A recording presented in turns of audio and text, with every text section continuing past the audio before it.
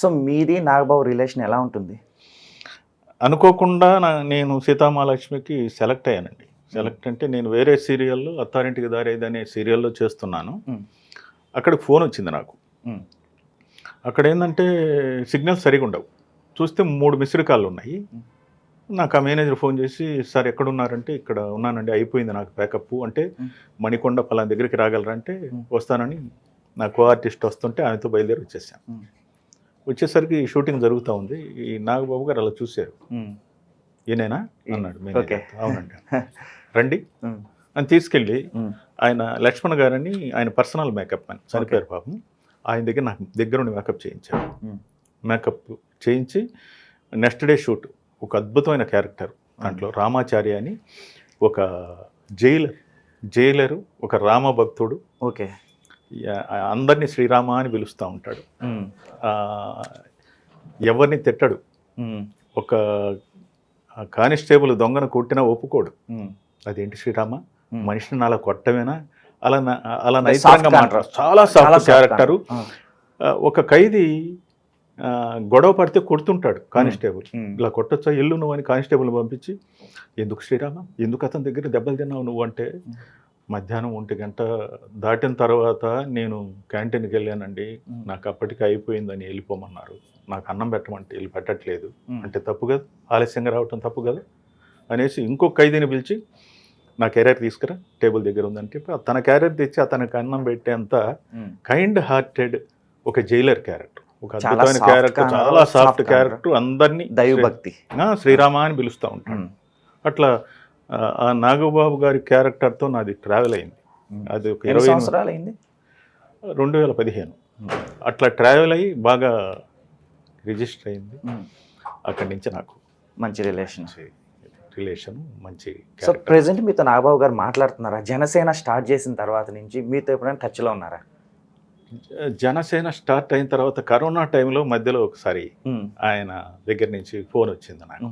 ఎలా ఉన్నారు ఏంటంటే, బాగున్నా సార్ ఇది అని అంటే, ఆయన ఒక నావల్ గురించి మాట్లాడారు. అంటే నాకు కొంచెం సాహిత్యం సైడు నాకు కొంత టచ్ ఉంది, దాంట్లో ఒక దాని గురించి అలా మాట్లాడి, అప్పుడు ఒక సామంతరాజు రాజ్యాన్ని పాలిస్తే ఏ విధంగా ఉంటుంది, ఒక సామంతరాజు పాత సామంతరాజు రాజ్యాన్ని ఎలా పాలించాడు అంటే ఎలా ఉండాలి పరిపాలన అనే దాని మీద ఒక నావల్ గురించి చెప్పాడు ఆయన. ఓకే. సో దాంతో నాకు ఆయన కరోనా టైంలో నాతో మాట్లాడిందే. ఏ ఫంక్షన్లో అయినా కలుస్తారండి. కలిసినప్పుడు నేను వెళ్ళి పలకరిస్తే చక్కగా పలకరిస్తారు, ఎలా ఉన్నారు, పిల్లలు బాగున్నారా, ఏదైనా అవసరం అయితే ఫోన్ చేయండి, అలాంటివి ఉన్నాయి. సో పవన్ కళ్యాణ్ ఎప్పుడైనా కలిసారా? లేదండి. అసలు లేదా? పవన్ కళ్యాణ్ అంటే మీకు ఇష్టమా లేదా? ఇప్పుడు ఎవరంటే ఇష్టం లేదండి, ఆర్టిస్ట్ అంటే ప్రతి ఒక్క ఆర్టిస్ట్ అంటే ఇష్టమే, ఇష్టం ఉండకుండా ఉంటుంది. సో పవన్ కళ్యాణ్ అంటే ఏమిటి, అంటే పవన్ కళ్యాణ్ మీకు మ్యారేజ్ ఇష్టమా, సినిమాలు ఇష్టమా, రాజకీయం ఇష్టమా? ఒక ఆర్టిస్ట్కి ఇష్టం. ఆర్టిస్ట్ ఇవన్నీ పక్కన పెట్టేస్తే పవన్ కళ్యాణ్ అనే వ్యక్తి సమాజానికైనా ఎలా తెలుసు, ఆర్టిస్ట్కి తెలుసు.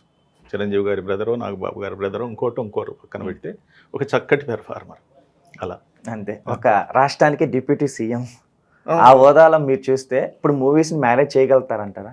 ఖచ్చితంగా. నేను చెప్పేది ఒక ట్రాన్స్ఫర్మేషన్ మనిషి ఖచ్చితంగా ఉండాలి, ఒక ట్రాన్స్ఫర్మేషన్ ఉండాలి ఏదైనా కానీ. ఇప్పుడు మనం ఏ సినిమా అయినా 30 సంవత్సరాల క్రితం సినిమా, 30 సంవత్సరాల క్రితం యాక్టింగ్ ఇప్పుడు చూడలేం. ఎవరు చేసినా అప్డేట్ అవుతున్నారు కదా, అందరూ అప్డేట్ అవుతారు. ఇప్పుడు 30 ఏళ్ల క్రితం ఆ సినిమాల గురించి మీకు చెప్తే మీరు వింటారా? ఎక్కడున్నారండి మీరు అంటారు.